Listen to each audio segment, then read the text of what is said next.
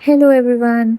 आज हम class 11th का फर्स्ट चैप्टर स्टार्ट करेंगे जो कि होगा some basic concepts of chemistry. Right, so chemistry को स्टार्ट करने से पहले हमें क्या क्या चीज़ें जाननी चाहिए जो कि हमें मतलब कि आगे पूरा हमें यूज़ होने वाला है। ठीक है, वो सब हम लोग इस चैप्टर में पढ़ेंगे। ये चैप्टर बहुत इम्पोर्टेंट है क्योंकि ये इसके अंदर सब कुछ है जो हम लोग आगे जा कर के कंटिन्यू रखेंगे, तो इसलिए ये चैप्टर जो है उसको समझना बहुत ज़्यादा ज़रूरी है। तो इसमें हम लोग क्या-क्या पढ़ेंगे, हम सबसे पहले तो इंट्रोडक्शन से स्टार्ट करेंगे, ठीक है? फिर देखेंगे मैटर्स और उसकी क्लासिफिकेशन कैसे होती है, सिग्निफिकेंट फिगर्स क्या होते हैं, अनसर्टेनिटीज़ क्या होती है, फिर laws of chemical combinations, Dalton's atomic theory, atomic molecular masses क्या होते हैं, मोल कॉन्सेप्ट, ठीक है, बहुत इंपॉर्टेंट कॉन्सेप्ट है ये। Percentage composition, empirical and molecular formula, chemical reaction and stoichiometry and concentration terms. तो ये सारे टॉपिक्स हम एक-एक करके पढ़ेंगे। ओके, तो स्टार्ट करते हैं। तो सबसे पहले देखते हैं हम केमिस्ट्री पढ़ना स्टार्ट करें, बट केमिस्ट्री होती क्या है? केमिस्ट्री साइंस का वो ब्रांच है जो कि किससे डील करता है? Composition, structure and properties of matter से। ठीक है, तो मैटर का कॉम्पोजिशन देखता है, स्ट्रक्चर देखता है और उनकी प्रॉपर्टीज देखता है। कॉम्पोजिशन मतलब मैटर किससे बना हुआ है, मैटर का स्ट्रक्चर कैसा है और उसकी क्या क्या प्रॉपर्टीज हैं, and the changes which the matter undergo under different conditions. तो अलग अलग कंडीशंस में मैटर जो है वो कैसे चेंज हो रहा है और उन चेंजेस को कौन कौन से लॉज हैं जो कि गवर्न कर रहे हैं। ठीक है, तो देखा जाए तो केमिस्ट्री जो है मैटर के ही अराउंड डील करती है। ठीक है, उसका कॉम्पोजिशन, उसका स्ट्रक्चर, उसकी प्रॉपर्टीज़ और उनकी प्रॉपर्टीज़ में कैसे चेंजेस आ जाते हैं when you change the conditions, और ऐसे कौन कौन से लॉज हैं जो इन चेंजेस को गवर्न करते हैं। ठीक है, ऐसे ही रैंडमली कोई चेंज नहीं हो जाता, कुछ ना कुछ लॉज होते हैं जिसकी वजह से ये चेंजेस होते हैं। राइट, सो केमिस्ट्री जो है वो आज की बात नहीं है। केमिस्ट्री हम लोग अब से नहीं पढ़ना स्टार्ट कर रहे हैं, केमिस्ट्री बहुत पहले से यूज़ होती आ रही है। राइट, तो हमारे एंशियंट टेक्स्ट में भी आपने इसके कुछ ना कुछ जो है एविडेंसेस देखे होंगे। राइट, कि अर्थ से कैसे कैसे, मतलब जैसे हमारे पास कुछ एसेंशियल मेटल्स हैं। ठीक है, जैसे कॉपर हो गया, गोल्ड हो गया, सिल्वर हो गया, ये हम आज से नहीं यूज़ कर रहे हैं, हम काफ़ी पहले से यूज़ कर रहे हैं। ये कैसे निकालने हैं, अर्थ से कैसे एक्सट्रैक्ट करना है, ये भी काफ़ी समय से चलता आ रहा है। ओके, सो अगर हम लोग आगे भी देखें तो आगे भी जो है केमिस्ट्री का काफ़ी ज़्यादा इम्पोर्टेंस होती है। सबसे पहला इम्पोर्टेंस तो आप देखो फूड में ही है। Okay, supply of food. देखो, ग्रीन रेवोल्यूशन आया था, किसकी वजह से आया था? केमिकल फर्टिलाइज़र की वजह से। ये फर्टिलाइज़र्स केमिकल्स से ही बने हैं, केमिकल्स की नॉलेज होगी तभी तो हमें पता चलेगा ना कि हाँ, ये चीज़ें इन चीज़ों में हेल्पफुल हैं। ठीक है, इंसेक्टिसाइड्स, फंगिसाइड्स, पेस्टिसाइड्स, तो सारा कुछ जो है अगर हम इनसे डील कर लें with the help of chemicals तो हमारा जो क्रॉप्स हैं उनकी ग्रोथ अच्छी होगी। राइट, अभी हम लोग काफ़ी टाइम से जैम यूज़ कर रहे हैं, बटर यूज़ कर रहे हैं, सॉसेस यूज़ कर रहे हैं। राइट, तो ये सारी चीज़ें इतनी देर तक कैसे स्टेबल रह सकती, कैसे प्रिजर्व रह रही है? It is because of the preservatives. तो प्रिजर्वेटिव्स क्या है? केमिकल्स ही हैं। ओके, तो इवन कि अगर आप फूड में कुछ एडल्ट्रेंट भी मिला रहे हो तो वो भी हमें केमिकल्स की हेल्प से पता चल जाएगा। राइट, सो ये चीज़ें हमें जो है चीज़ें बना मतलब ये चीज़ें हम इन चीज़ों में हमें केमिस्ट्री का बहुत ज़्यादा यूज़ देखते हैं। ओके, नेक्स्ट आ जाता है इन्वायरमेंट। अब इन्वायरमेंट देखो, हम लोग केमिस्ट्री पढ़ते तो हैं, केमिस्ट्री की हेल्प से हम लोग काफ़ी सारे न्यू केमिकल्स तो बना सकते हैं, लेकिन एक और इम्पॉर्टेंट चीज़ आ जाती है, क्या वो न्यू केमिकल्स जो बना है क्या वो सही है कि नहीं सही है? अगर सही है तो उसको कंटिन्यू करेंगे, बट नहीं सही है उसको डिसकंटिन्यू करेंगे। बट नहीं सही है इसकी भी नॉलेज होने के लिए हमें केमिस्ट्री की नॉलेज इम्पॉर्टेंट है। ओके, तो आप कोई भी चीज़ जो है क्रिएट कर रहे हो, कोई भी चीज़ आप सपोज़ करो केमिकल्स बना रहे हो, वो केमिकल्स क्या हमारे एनवायरनमेंट के लिए सही है, नहीं सही है, क्या करना चाहिए उसके लिए? तो नहीं सही है, अगर आप कोई चीज़ बोल रहे हो कि हाँ, ये केमिकल सही नहीं है, उसके लिए भी हमें एविडेंस चाहिए और उसके लिए भी हमें केमिस्ट्री की नॉलेज चाहिए। राइट, फॉर एग्ज़ाम्पल जैसे सीएफसीज़ यूज़ करते थे एज़ अ रेफ्रिजरेंट्स। ठीक है, लेकिन अब हमें पता चल गया कि हाँ, सीएफसीज़ तो ओज़ोन लेयर डिप्लीट कर रहा है। ठीक है, तो इसकी हेल्प से हमें ये पता चल गया, केमिस्ट्री की हेल्प से ही पता चल रहा है, और इसलिए हम लोग जो है इसको रिप्लेस कर सकते हैं some other environmental friendly chemicals. Okay, next जो इसका इम्पोर्टेंस आता है वो है हेल्थ में। ओके, तो अभी तो ये हम सबको ही पता है कि हम लोग मेडिसिन जो यूज़ कर रहे हैं वो केमिकल्स ही हैं, वो केमिकल्स से ही बनती हैं। राइट, सो पेस्टिसाइड्स का हमने पहले डिस्कस कर लिया, ठीक है। एनेस्थेटिक्स जो हो गए, ये सब चीज़ें हम लोग केमिकल्स से की हेल्प से ही यूज़ कर रहे हैं।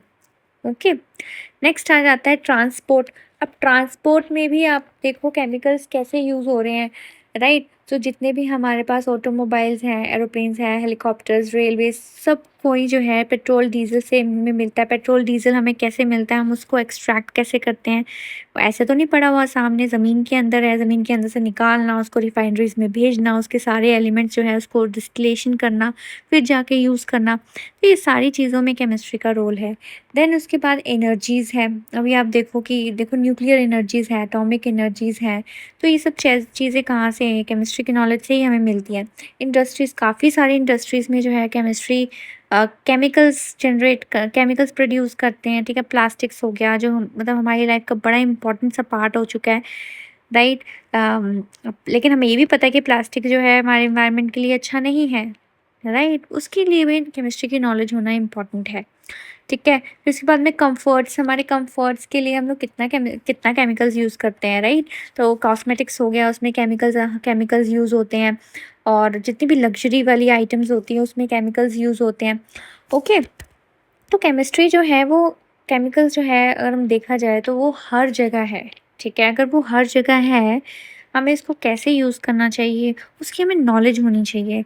कैसे कोई चीज़ें काम करती हैं, कैसे हम लोग जो है मेटल्स एक्सट्रैक्ट करते हैं, कौन-कौन से केमिकल्स जो है बन रहे हैं, जैसे वो कौन-कौन से जो केमिकल्स बन रहे हैं, क्या वो हमारे एनवायरनमेंट के लिए अच्छा है कि नहीं है। इस सारी चीज़ों में ही केमिस्ट्री जो है वो आती है बीच में, और उसकी उसकी नॉलेज होना हमें बहुत ज़्यादा इम्पोर्टेंट है। ओके, ये बेसिक नॉलेज होनी चाहिए, सभी को पता होना चाहिए।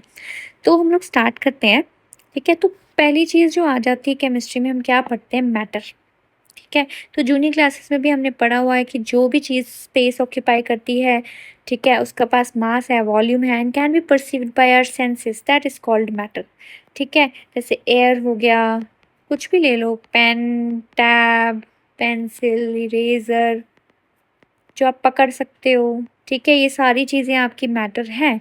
लेकिन जितने भी आपके एंगर हो गया, सॉरो हो गया, हैप्पीनेस हो गया, ये सारी चीज़ें आप जो है ये सारी चीज़ें स्पेस ऑक्यूपाई नहीं करती, इनका कोई मास नहीं होता, ओके। ये चीज़ें मैटर नहीं होती। तो मैटर क्या है, anything that occupy space and has some mass and can be perceived by our senses.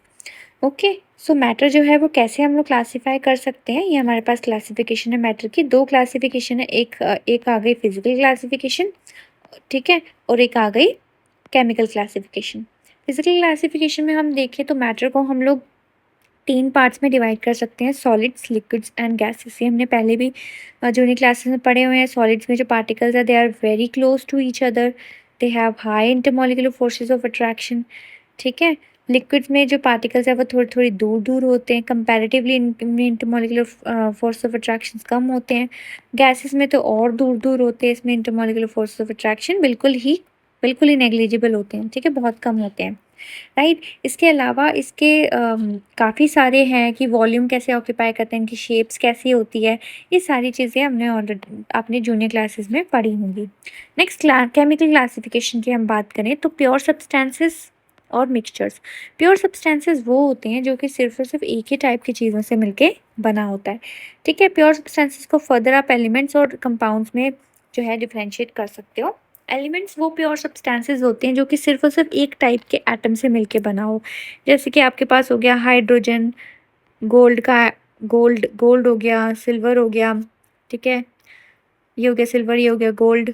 फिर कॉपर हो गया, ऑक्सीजन हो गया, ओजोन हो गया, जो कि सिर्फ और सिर्फ जिसमें कि जो बेसिक एटम है वो सेम सेम एटम है, उसको हम लोग एलिमेंट्स बोलते हैं। लेकिन अगर कंपाउंड्स की बात करें तो इनका भी जो बेसिक मॉलिक्यूल होगा वो एक से ज़्यादा डिफरेंट टाइप के एटम से मिलके बना, जैसे वाटर हो गया, कार्बन डाइऑक्साइड हो गया, ठीक है, NaCl हो गया, फिर उसके बाद में आपके पास अमोनिया हो गया, बहुत सारे जितने भी आपके पास मॉलिक्यूल्स हैं जो कि डिफरेंट टाइप ऑफ एटम से मिलके बने हुए हों, उसको हम लोग बोलते हैं कंपाउंड्स। बट जो मॉलिक्यूल सेम टाइप के एटम से मिलके बने हों उसको हम बोलते हैं एलिमेंट्स। ये प्योर सब्सटेंस है, क्यों? क्योंकि इनका जो कॉम्पोजिशन है वो बिल्कुल ही मतलब कि उसमें सिर्फ एक ही टाइप के बेसिक पार्टिकल होते हैं, एक ही टाइप के बेसिक पार्टिकल्स हैं। ओके, तो अब देखो एक ही टाइप के बेसिक पार्टिकल्स का मतलब कैसे, कंपाउंड में एक टाइप का बेसिक पार्टिकल कौन सा है? Water molecule. एलिमेंट्स में जैसे हाइड्रोजन मॉलिक्यूल, सिल्वर के मेटल में सिल्वर वाला एटम, गोल्ड में गोल्ड का एटम, कॉपर में कॉपर का एटम। ओके, तो ये सारे हमारे पास प्योर सब्सटेंसेस हो गए। फिर एलिमेंट्स जो होते हैं वो फर्दर आप डिवाइड कर सकते हैं metals, non metals and metalloids में। ये आपको पता है मेटल्स क्या होते हैं, नॉन मेटल्स क्या होते हैं। तो गैसेस हमारे नॉन मेटल्स हो गए, मेटल्स में आ गया आपके silver, gold, platinum, copper, zinc, ठीक है। फिर उसके बाद में आपके पास आ जाते हैं मेटलॉइड्स। मेटलॉइड्स वो होते हैं जो कि आपके इनकी प्रॉपर्टीज जो होती है वो मेटल और नॉन मेटल के बीच में लाई करती है, ठीक है। जैसे कौन कौन से, आर्सेनिक हो गया, एंटीमनी हो गया, बिस्मथ हो गया, ये सारे आपके मेटलॉइड्स में आ जाते हैं। नेक्स्ट केमिकल क्लासिफिकेशन में आता है मिक्सचर्स। तो मिक्सचर्स दो टाइप के होंगे, एक होता है होमोजेनियस मिक्सचर, एक होता है हेटेरोजेनियस मिक्सचर। होमोजेनियस मिक्सचर में क्या होता है कि जो कॉम्पोजिशन होती है, ठीक है, जो कॉम्पोजिशन है मिक्सचर की वो through out the mixture same होती है।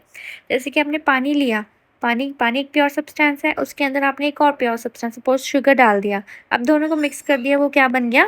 मिक्सचर बन गया, ठीक है। दोनों को मिक्स करने से क्या बन गया? वो मिक्सचर बन गया। और जब वो मिक्सचर बन जाता है तब क्या होगा कि अगर उसका कॉम्पोजिशन जो है वो यूनिफॉर्म है थ्रू आउट, ठीक है, अगर उसका कॉम्पोजिशन यूनिफॉर्म है थ्रू आउट द मिक्सचर, उसको हम बोलेंगे होमोजेनियस मिक्सचर। से सॉल्यूशंस हो गया। और अगर उसका मिक्सचर कॉम्पोजिशन जो है वो through out the mixture uniform नहीं है, उसको हम बोलेंगे हेटेरोजेनियस मिक्सचर। इसमें आ जाते हैं आपके सस्पेंशंस एंड कोलॉइड्स। कोलॉइड जैसे कि मिल्क, सस्पेंशन जैसे कि आपने मड डाल दिया वाटर में, तो after some time mud will settle down, ठीक है, तो इसको हम क्या बोलेंगे? सस्पेंशन बोलेंगे। ओके, तो नेक्स्ट इंपॉर्टेंट जो हम लोगों ने इस चैप्टर में पढ़ना है, एक इंपॉर्टेंट चीज़, वो है इंटरनेशनल सिस्टम ऑफ यूनिट्स। देखो हम लोग जो है वो यूनिट्स हम लोग यूज़ करते हैं, राइट। किसी भी चीज़ को मेजर करने के लिए हमें यूनिट्स चाहिए, बट वो जो यूनिट्स होनी चाहिए वो through out the world same होनी चाहिए, तभी हम लोग जो है तभी सब चीज़ें सिंप्लीफाइड रहेंगी, ठीक है। तो इंटरनेशनल सिस्टम ऑफ आईयूपैक ने इंटरनेशनल सिस्टम ऑफ यूनिट्स जो है वो डिस्क्राइब करी हुई है। लेंथ के लिए एल सिंबल यूज़ करते हैं, मीटर जो है इसका यूनिट है, मास के लिए केजी, टाइम के लिए सेकंड, इलेक्ट्रिकल करंट के लिए एम्पियर, टेम्परेचर के लिए केल्विन जो है इसका बेसिक जो इसका ऐसा यूनिट, अमाउंट ऑफ सब्सटेंस मोल हम लोग यूज़ करते हैं। ल्यूमिनेंस इंटेंसिटी के लिए हो गया कैंडेला, राइट। सो ल्यूमिनस इंटेंसिटी के लिए हो गया कैंडेला, सीडी से रिप्रेजेंट करते हैं। नेक्स्ट आ जाता है जैसे कन्वर्जन्स, ठीक है, जैसे टेम्परेचर को दूसरे टेम्परेचर में कन्वर्ट करना, ये बड़ा इंपॉर्टेंट चीज़ हो जाती है। डिग्री फ़ारेनहाइट आपको दिया है, तो डिग्री फ़ारेनहाइट को आप सेल्सियस में कैसे कन्वर्ट कर सकती हैं? सेल्सियस को डिग्री फ़ारेनहाइट के लिए ये आपके पास फॉर्मूला है। केल्विन जो है उसको डिग्री सेल्सियस में कैसे कर सकते हैं, डिग्री सेल्सियस को केल्विन में कैसे कर सकते हैं, उसका ये फॉर्मूला है। तो केल्विन स्केल का जो लोएस्ट, जैसे सेल्सियस में फ्रीजिंग पॉइंट कितना होता है? 0 डिग्री सेल्सियस, और मेल्टिंग पॉइंट तो बॉइलिंग पॉइंट कितना होता है? 100 डिग्री सेल्सियस। उस तरीके से केल्विन स्केल में 273.15 केल्विन और 373 केल्विन, ये हो गया बॉइलिंग टेम्परेचर, ओके। फिर उसके बाद में आता है आपके पास सेल्सियस स्केल 0 से 100 डिग्री सेल्सियस। इसके बाद में फ़ारेनहाइट आता है 32 डिग्री फ़ारेनहाइट, और यहाँ पे 212 डिग्री फ़ारेनहाइट, ठीक है। ये हो गया हमारे पास लोएस्ट और मैक्सिमम वैल्यू। लोएस्ट और मैक्सिमम वैल्यू मतलब कि ये फ्रीजिंग पॉइंट और ये बॉइलिंग पॉइंट, ओके। ये मेल्टिंग पॉइंट हो गया, ये बॉइलिंग पॉइंट हो गया। तो हम लोग कन्वर्ट कैसे करेंगे? तो आपने 25 डिग्री सेल्सियस को फ़ारेनहाइट में कन्वर्ट करना है, तो हमको फॉर्मूला पता है कि degree Fahrenheit is equals to 9/5 degree Celsius plus 32। तो डिग्री फ़ारेनहाइट आपने करना 9/5 मल्टीप्लाई बाय 25 प्लस 32, 5 5 से 25, 9 5 से 45, 45 प्लस 32, 5 6 7, 4 5 6 7, 77 डिग्रीज फ़ारेनहाइट आ गया, ठीक है। सिंपल सा है। अब 40 डिग्री फ़ारेनहाइट को डिग्री सेल्सियस में चेंज करना है, ठीक है। तो हमें पता है degree Fahrenheit is equals to 9/5 degree Celsius plus 32, ठीक है, तो फ़ारेनहाइट हमें कितना मिला है, 40 है ये, 9/5 डिग्री सेल्सियस प्लस 32। यहाँ पे आ जाते हैं हम, 40 माइनस 32 इज़ 8, 8/9/5 डिग्री सेल्सियस। अब हम लोग 8 5/9, ठीक है ना, 8 5 ज़ा 40/9, तो कितना आ जाएगा,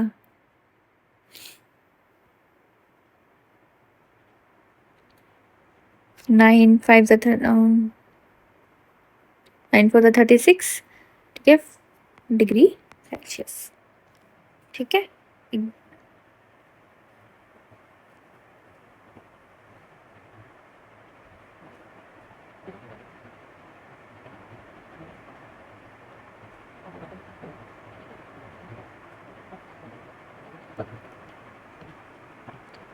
राइट। नेक्स्ट आता है question, at what temperature both Celsius and Fahrenheit scale will have the same value. तो सेम वैल्यू कब होगा, देखो अगर सेम वैल्यू लेना है तो हमको क्या करना पड़ेगा, दोनों ही ऐसे हमारे पास ये फॉर्मूला है, दोनों ही डिग्री फ़ारेनहाइट और सेल्सियस को आप एक्स काउंट कर लो, ठीक है, क्योंकि सेम है, प्लस 32, राइट, 5 से मल्टीप्लाई कर दो, 5x 9x, 5 5 10, 5 15 16, ठीक है। अब हमें यहाँ पे भेज देते हैं, 5x माइनस 9x कितना हो गया, 4x is equals to minus 160, x is equals to minus 160 divide by 4 which is equal to minus 40 degree Celsius, यानी कि 40 डिग्री सेल्सियस और 40 माइनस 40 फ़ारेनहाइट, ये दोनों ही स्केल में ये दोनों का जो वैल्यू है वो सेम रहती है। ओके, तो नेक्स्ट हमारे पास टॉपिक आता है प्रिसीजन एंड एक्यूरेसी।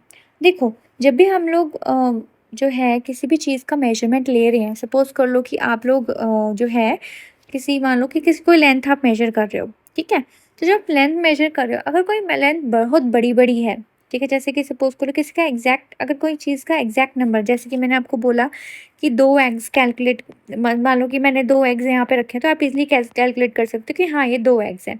अगर मैंने 12 बनानाज रखे हो तो यू कैन ईजिली कैलकुलेट कि 12 बनानाज हैं। ओके, मतलब कि कुछ चीज़ें ऐसी होती हैं जिनका कि मतलब कि जिनका कि आंसर एग्जैक्ट नंबर्स में आता है, ठीक है। अगर मैंने आपको बोला कि हाँ बताओ इसमें कितने पैकेट्स हैं चिप्स के, तो आप इजीली कैलकुलेट कर सकते हो कि यहाँ ये 1 2 3 पैकेट्स हैं, राइट। बट कुछ ऐसे साइंटिफिक मेजरमेंट्स होती हैं जिनमें कि डिवाइसेस जो होते हैं वो एक्यूरेटली जो है आंसर्स हमें नहीं बताते, ठीक है।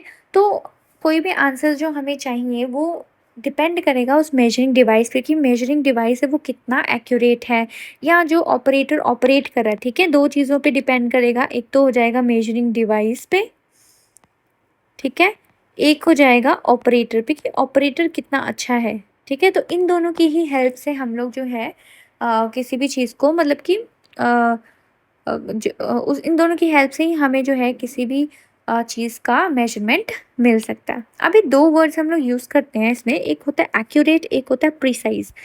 एक्यूरेट का मतलब होता है कि जो आंसर्स आया, कि देखो जब हम रीडिंग्स लेते हैं, हम एक रीडिंग पे रिलाई नहीं करते, हम लोग मतलब 4-5 रीडिंग लेते हैं। 4-5 रीडिंग लेने के बाद अगर ये सारी रीडिंग्स का जो एवरेज है बिल्कुल ही हमारे आंसर के जैसा है, तो उसको हम बोलेंगे एक्यूरेट है, ठीक है।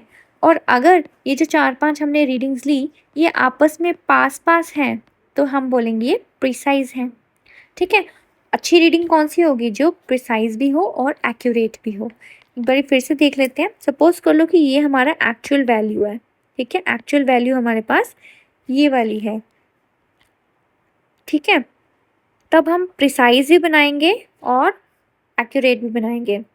तो अगर हमारे पास ये 4 वैल्यूज़ हैं, तो ये चारों वैल्यूज़, या फिर 5 बना देते हैं, ये लो, तो ये हमारे पास वैल्यूज़ हैं, तो ये सारी वैल्यूज़ हमारे पास एक्यूरेट भी हैं और प्रिसाइज़ भी हैं। कैसे पता चला कि सारी वैल्यूज़ एक दूसरे के पास-पास भी हैं, और ये मीन वैल्यू के इनका मीन निकालोगे तो आंसर एक्चुअल वैल्यू के जितना आ जाएगा, ठीक है। इसको हम लोग एक्यूरेट भी बोलेंगे, एक्यूरेट भी है और ये प्रिसाइज़ भी है। ओके, तो अब नेक्स्ट देखो ये सारी वैल्यूज़, अब इसका बताओ। एक्यूरेसी तो इसकी पुअर है, पुअर एक्यूरेसी, बट प्रिसीजन अच्छा है, गुड प्रिसिजन, कि मतलब सारी वैल्यूज़ आपस में पास पास हैं। तो जब सारी वैल्यूज़ आपस में पास पास हों तो वो प्रिसाइज होती हैं, ठीक है। बट यहाँ पे तो एक्यूरेसी पुअर है, ठीक है। अब देखो, ये देखो, इनका जो मीन होगा ना वो एक्चुअल वैल्यू के पास ही होगा, ठीक है। इसका मतलब कि इसका जो आंसर है वो एक्यूरेट आएगा, ठीक है, यानी कि गुड एक्यूरेसी। इसका जब आप मीन निकालोगे तो एक्यूरेट आंसर आएगा, लेकिन पुअर प्रिसीजन, पुअर प्रिसीजन ये सिर्फ लक की वजह से हो गया। देखो ये सारी जो आपकी वैल्यूज़ आई हैं कितनी दूर दूर हैं, ठीक है। आपने सेम पर्सन है, सेम पर्सन ने 5 बारी रीडिंग्स ली, पाँचों बारी बिल्कुल दूर दूर आई हैं, बट चलो सबका जो मीन आ गया वो बाय लक एक्चुअल वैल्यू के जितना आ गया। बट अदरवाइज जो है ये इसका प्रिसीजन सही नहीं है, बट आंसर चलो ठीक है वो आ गया, but it is having poor precision, right. अब देखो एक और कंडीशन आ जाती है कि मान लो कि ये ऐसे है। अब देखो 3 वैल्यू तो एक तरफ आ गई, एक वैल्यू कितनी दूर आ गई, यानी कि इसका ना ही एक्यूरेसी अच्छी है ना ही प्रिसीजन अच्छा है, ठीक है। तो आप देखो जब हम लोग एक वो होता है टाइट्रेशंस रीडिंग्स होती हैं, ठीक है, टाइट्रेशंस वाली रीडिंग्स करते हैं। आप देखोगे जब आप प्रैक्टिकल्स परफॉर्म करोगे, हम एक रीडिंग नहीं लेते हैं, हम काफ़ी सारी रीडिंग लेते हैं, और काफ़ी सारी रीडिंग जो लेंगे उसकी हेल्प से हम लोग जो है एग्जैक्ट वैल्यू कैलकुलेट करते हैं, ओके। तो हमारे जो आंसर्स होने चाहिए वो एक्यूरेट भी होने चाहिए और प्रिसाइज भी होने चाहिए। जैसे हम एक और एग्जांपल लेते हैं, जैसे आपके पास मान लो कि कोई चीज़ है, उसका वेट है, ले रहे हैं, फिर उसका पूरा वेट कितना आ रहा है, 50 ग्राम्स आ रहा है। तो आपके पास कोई इंस्ट्रूमेंट है, उसमें person A B C D, ठीक है, ये सारे पर्सन है, इन्होंने क्या किया, अपना अपना मेजरमेंट लिया, 4 रीडिंग्स ले ली। ए की रीडिंग्स ये आई है 49.9, 50, 50.1, 50। ये देखो रीडिंग्स जो है बिल्कुल मतलब कि आपस में क्या है, ये प्रिसाइज है, ठीक है। आपस में ये बहुत पास पास है, प्रिसाइज है, पास पास होना प्रिसिजन। और जब आप इसका मीन निकालोगे तो 50 आएगा, एक्यूरेसी भी अच्छी है और प्रिसिजन भी अच्छा है, ठीक है। अब बी का देखो 54.8, 54.9, 55.0, 54.9। इसका प्रिसीजन तो अच्छा है, मतलब रीडिंग जो है बहुत पास पास है एक दूसरे के, 1 1 का डिफरेंस है, 0.1 का डिफरेंस है, लेकिन ये एक्यूरेट नहीं है, आंसर्स नहीं है, मतलब एक्यूरेट आंसर नहीं आएगा हमारे इससे, ठीक है। वो तो 50 प्लस में चला गया आंसर, तो ये पुअर एक्यूरेसी है बट प्रिसीजन इज गुड। अब देखो नेक्स्ट 45, 55, 48, 52 भी थर्ड वाले के जैसा है, ठीक है। एक्यूरेसी अच्छी है, लेकिन आपस में ये दोनों चारों कितने दूर दूर हैं, ठीक है। इनका मीन 50 ही आएगा, लेकिन ये चारों आपस में कितनी दूर है, प्रिसाइज नहीं है, ठीक है, पास पास नहीं है, ये प्रिसाइज नहीं है, ठीक है। P for precision, P for precise, ठीक है। तो पी पी मतलब पास पास होना चाहिए। अब यहाँ पे देखो 40, 58, 44, यहाँ पे तो एक्यूरेसी भी नहीं है, यहाँ पे तो प्रिसीजन भी पुअर है, राइट। सो आई होप आपको इन दोनों प्रिसीजन एंड एक्यूरेसी का मतलब समझ में आया होगा। नेक्स्ट हम लोग इम्पॉर्टेंट चीज़ देखते हैं। अब देखो हमने प्रिसीजन और एक्यूरेसी हम लोग स्टडी कर लिया, नेक्स्ट इम्पॉर्टेंट चीज़ आती है सिग्निफिकेंट फिगर। तो सपोज कर लो कि आपने एक इंस्ट्रूमेंट लिया, ठीक है, उस इंस्ट्रूमेंट की हेल्प से आपने किसी ऑब्जेक्ट का मास डिटरमाइन किया, that comes out to be 14.5678 grams, और वहाँ पे लिखा है कि जो भी आप एनालिटिकल बैलेंस यूज़ कर रहे हो उसकी एक्यूरेसी इतनी है, यानी कि इतने ही वो एक्यूरेट रिजल्ट देता है, यानी कि इतनी उसकी एक्यूरेसी है।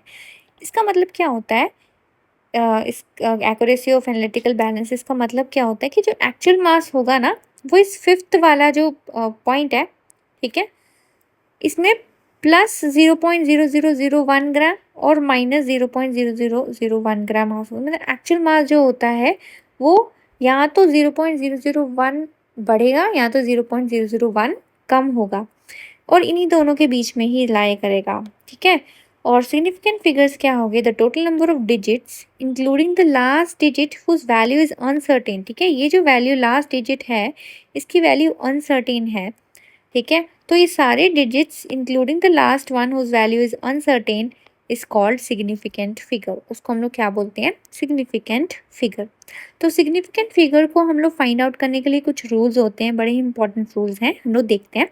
सबसे पहला इंपॉर्टेंट रूल है कि all non zero numbers as well as zeros between non-zero number digits are significant. For example, आपको ये दिया हुआ 563, ये नॉन जीरो नंबर है, नॉन जीरो नंबर हमेशा सिग्निफिकेंट होंगे, तो यहाँ पे कितने डिजिट सिग्निफिकेंट है? 3। और 5004, तो जो जीरो बीच में आ रहे हैं ना, two between two non zero digits, वो भी सिग्निफिकेंट होंगे, तो यहाँ पे कितने हो गए? 4। ठीक है, यहाँ पे नॉन जीरो डिजिट्स कितने हैं? 2। यहाँ पे नॉन जीरो डिजिट्स कितने हैं? 2 है, बट बीच में उनका एक जीरो भी है, तो इस बीच वाला भी काउंट होगा। तो जो जीरो दो नॉन जीरो डिजिट्स के बीच में आता है वो काउंट होता है। सिग्निफिकेंट फिगर कितने हो गए? 3 हो गए। ठीक है, नेक्स्ट रूल है zeros to the left of the first non zero digit in a number are not significant. जैसे मैंने बोला 0.05, तो ये नॉन जीरो डिजिट है, इसके पहले वाले इससे लेफ्ट में जो भी जीरो होंगे वो नॉन सिग्निफिकेंट हो गए, तो इसलिए यहाँ पे कितना हो गया? 1 सिग्निफिकेंट फिगर्स। यहाँ पे देखो 0.0045, तो यहाँ पे कितने नॉन जीरो डिजिट्स कितने हैं? 2 से पहले 3 जीरो है, बट हम वो उसको काउंट नहीं करेंगे, तो इसलिए यहाँ पे सिग्निफिकेंट फिगर्स कितने हो गए? 2। लेकिन अगर जीरो राइट साइड में हुआ डेसिमल के, तभी वो सिग्निफिकेंट होगा। ठीक है, डेसिमल के राइट साइड में जो जितने भी जीरो हैं वो सारे सिग्निफिकेंट होंगे।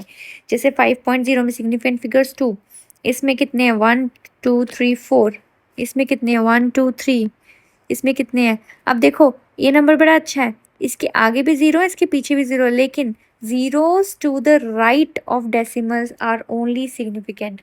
जो राइट डेसिमल के राइट हो, ठीक है, और नॉन जीरो डिजिट्स के भी आगे हो, ठीक है, तो ये वाला सिग्निफिकेंट नहीं होगा, बट ये तीनों होंगे, तो यहाँ पे भी 3 सिग्निफिकेंट फिगर्स।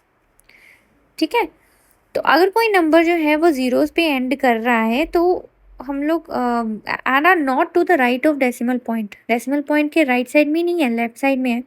ठीक है, दीज जीरोस मे और मे नॉट बी सिग्निफिकेंट। जैसे देखो 10500 ग्राम्स, अब इसमें सिग्निफिकेंट फिगर्स 3 भी हो सकते हैं, 4 भी हो सकते हैं, 5 भी हो सकते हैं। कैसे? देखो 1.05 मल्टीप्लाई 10⁴, तो 1.05 कितने सिग्निफिकेंट फिगर्स? 3। अब यहाँ देखो 1 2 3 4, यहाँ पे कितने? 4। ये जो जीरो है it is towards the right side of the decimal point, significant होगा। ठीक है, और ये जीरो दो नॉन जीरो डिजिट्स के बीच में आ रहा है। अब यहाँ देखो इस वाले में 1 2 3 4 5 सिग्निफिकेंट फिगर्स। ठीक है, तो आई होप आपको ये रूल समझ में आया होगा। सबसे पहले हम देखेंगे जितने भी नॉन जीरो डिजिट्स होते हैं वो सारे सिग्निफिकेंट होते हैं, and zeros between the non zero digits they are also significant. Left side वाले जो जीरो होते हैं वो सिग्निफिकेंट नहीं होते, राइट साइड वाले जीरो जो होते हैं वो सिग्निफिकेंट होंगे कब? जब वो डेसिमल के बाद में लगेंगे, आफ्टर नॉन जीरो डिजिट। अगर कोई नंबर जीरो पे एंड हो रहा है तो वो सिग्निफिकेंट हो भी सकता है, नहीं भी हो सकता, डिपेंड करता है हम उसको रिप्रेजेंट कैसे कर रहे हैं। राइट, सो इसी की आगे कंटिन्यू करते हुए देखते हैं कि जब हमें एडिशन या सब्ट्रैक्शन करना हो तब हम आंसर्स कैसे रिपोर्ट करेंगे। ठीक है, अब इसमें देखो इसमें कितने सिग्निफिकेंट फिगर्स है? फर्स्ट वाले में 1 2 3 4, इसमें कितने? 1 2, इसमें कितने? 1 2 3। चलो हम देखते हैं, जब एडिशन और सब्ट्रैक्शन करना है हमने देखना है least number of decimal place वाला। अब इसमें least number of decimal place वाला कितना है? 2.3। तब हम आंसर निकालते हैं, हो गया 3, ये हो गया 4 5 6 5 6 7 8 9 10, 4 5 6 7 13। तो हमने देखना है कि डेसिमल के बाद सिर्फ और सिर्फ एक ही डिजिट आ रही है, डेसिमल के बाद एक ही डिजिट आ रही है, तो हमने एक ही डिजिट पे रिपोर्ट करना है। ठीक है, तो एक डिजिट डेसिमल के बाद एक डिजिट लगाना है, तो हमारे पास क्या हो जाएगा आंसर? 13.1। इसको हमने राउंड ऑफ कर लिया। ठीक है, अब यहाँ देखो ये हमने माइनस करना है। ठीक है, जब आप इसको माइनस करोगे तो कितना आंसर? यहाँ पे 6, ये हो गया 6 2 2 7 1, ये आ गया। अब least number of decimal places, decimal के बाद ये कितना है? 2 प्लेसेस में जाना, तो हमने डेसिमल के बाद 2 प्लेसेस तक ही रिपोर्ट करनी है इसकी वैल्यू, तो ये रहेगा 17.23। ऐसे करते हैं हम इसको रिपोर्ट। नेक्स्ट हम लोग देखते हैं मल्टीप्लिकेशन एंड डिवीजन में। जब मल्टीप्लिकेशन और डिवीजन हम लोग करेंगे ना, तो उसमें हम लोग क्या देखते हैं कि सबसे ज़्यादा लीस्ट प्रिसाइज टर्म होता है ना, वही हम लोग कैलकुलेशंस में यूज़ करते हैं। जैसे यहाँ पे लीस्ट प्रिसाइज टर्म कितना है, 2.8। सिग्निफिकेंट फिगर्स कितने हैं, 2 सिग्निफिकेंट फिगर्स हैं, तो जो हम आंसर रिपोर्ट करेंगे उसमें भी 2 सिग्निफिकेंट फिगर्स ही लिखेंगे। ओके, तो नेक्स्ट हमारे पास एक इम्पॉर्टेंट चीज़ आ जाती है जो कि है कन्वर्जन। जो कन्वर्जन जानना बड़ा इंपॉर्टेंट होता है। तो हम लोग कन्वर्जन्स के लिए कैसे फाइंड आउट करेंगे, तो सबसे पहले देखो, अगर आपको 175 पाउंड्स को केजी में कन्वर्ट करना है, तो हमें पता है कि 2.205 पाउंड्स में 1 केजी होता है, तो 175 में कितना होगा, 1/2.205 multiply by 175 is equals to 79.4 kgs. उसी तरीके से अगर आपको 6 किलोमीटर में कितने इंचेस निकालने हैं, तो आपको पता होना चाहिए कि 1 किलोमीटर में 1000 मीटर्स होते हैं, 1 मीटर में 1.094 यार्ड होते हैं, 1 यार्ड में 36 इंचेस होते हैं। तो आपने क्या करना है, 6 किलोमीटर इसको पहले मीटर्स में चेंज करो, फिर यार्ड में चेंज करो, and then you can change it into inch. ठीक है, तीनों को मल्टीप्लाई करके हमारे पास इंचेस में आंसर्स आ जाएगा। तो आई होप आपको आज का लेक्चर समझ में आया होगा। नेक्स्ट हम लोग आगे कंटिन्यू करेंगे।